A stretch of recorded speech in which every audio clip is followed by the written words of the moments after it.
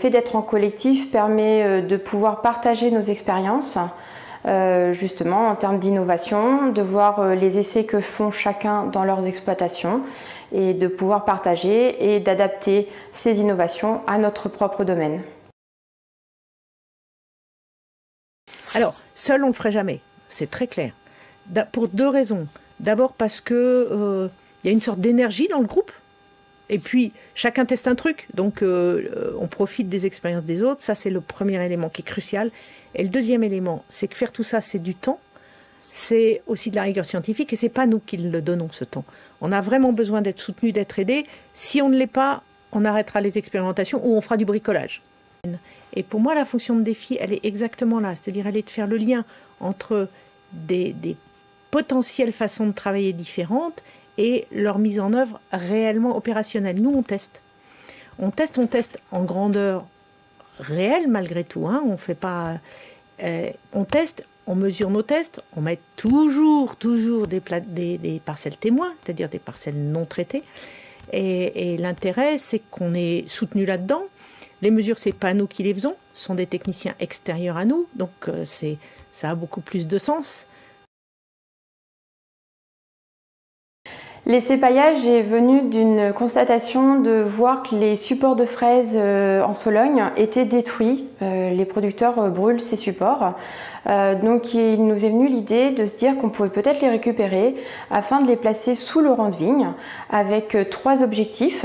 Le premier étant d'empêcher l'herbe de pousser sous le rang de vigne. Le deuxième, se dire que l'humidité qui serait stockée pendant la période hivernale pourrait être redonnée à la terre au moment des sécheresses de l'été. Et le troisième objectif est de faire un apport de matière organique à long terme quand justement ces supports vont se détériorer.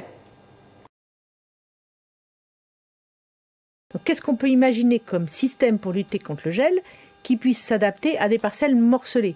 Parce qu'il faut bien voir que le gel aujourd'hui, ce n'est pas anecdotique, ça met en péril nos exploitations. Il faut trouver des solutions.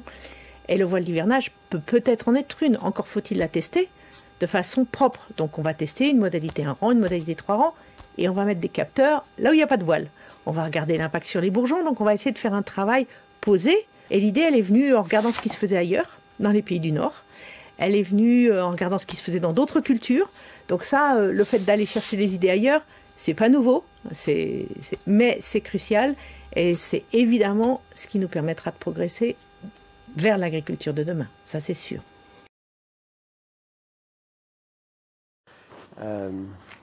Le domaine ici est transmis de génération depuis 5 générations. La 6e est en train d'entrevoir la porte et se pose beaucoup de questions économiquement.